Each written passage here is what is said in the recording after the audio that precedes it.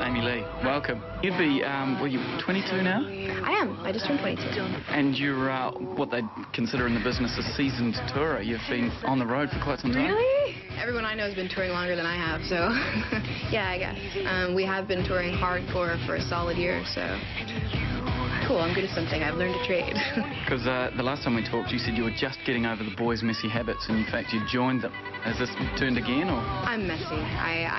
I don't deny it. I'm under no false pretenses about that, yeah. Well, I think we have a little bit more space now because, I don't know, like, the better that we've done, the more it's like, okay, cool, I don't have to share, like, you know, a bunk, I mean, not a bunk.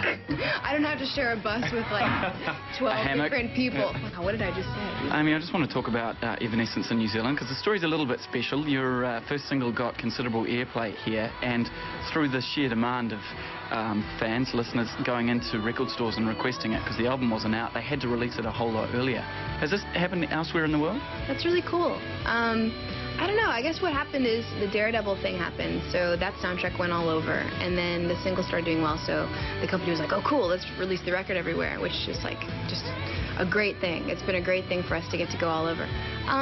It was similar to that, I guess, in the States, only I guess maybe not as hardcore. Like, at first, they wouldn't really play it on the radio stations because we tried to go to alternative radio, and then a lot of the program directors and DJs would hear it and then hear that it started off with the piano and a chick, and would be like, you guys are insane, you know, we're never going to play this. And then what happened was finally they were, someone would play it in the middle of the night, and fans would call in and be like, you got to play that again. Be like, whoa, people like it. So that's how it started in the States, and it was just like cool. It was really about the fans.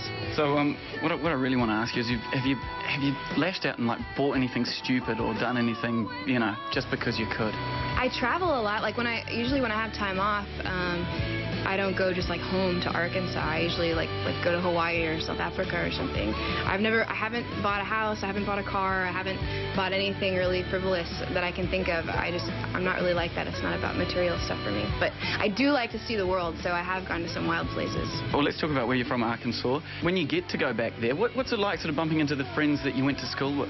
Actually, the friends that I went to school with, the people that I actually did know, I don't usually bump into. It's always the people that you don't really know, right. And they're your best friend. It's like, it's not like that anywhere in this.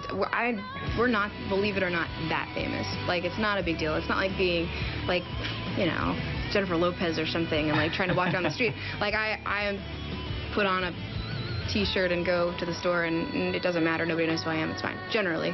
But in Arkansas, it's like...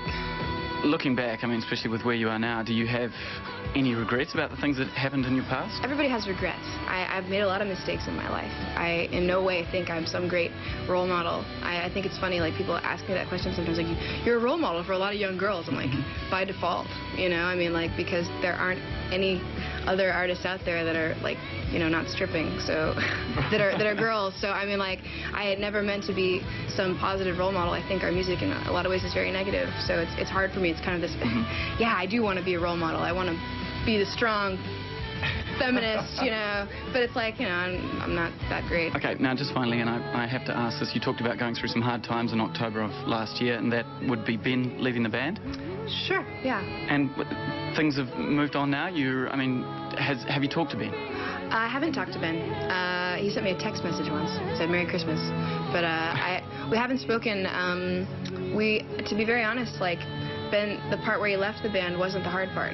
It was before that. So it's all been a lot easier since then. We haven't been close for a long time, so the fact that we're not talking actually isn't that different. Do you blame the band and Evanescence for doing that?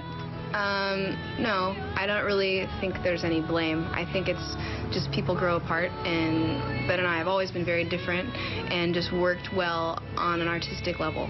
So the fact that, you know, he wasn't into it anymore or whatever, like got tired of touring or just decided he was ready for a new project, you know, the same thing like I was, I think. Yeah. I don't know, like I said, I wasn't close to him, but which is, I know that's weird. Everybody thinks we're like best friends. We really haven't been best friends, like. Yeah. Well, your liner notes, I mean, Ben wrote, Amy, my best friend, you will always have all of me. Yeah, I mean, we started out at 13 or 14, like very close.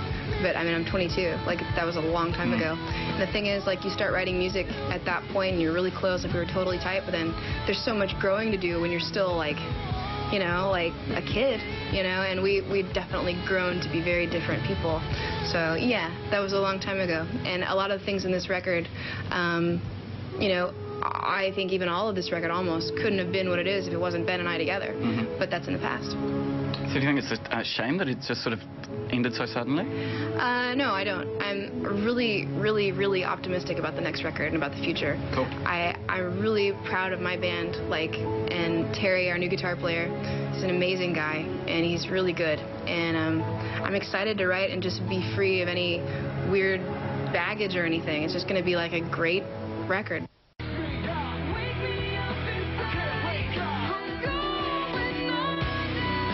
The new hit, My Immortal.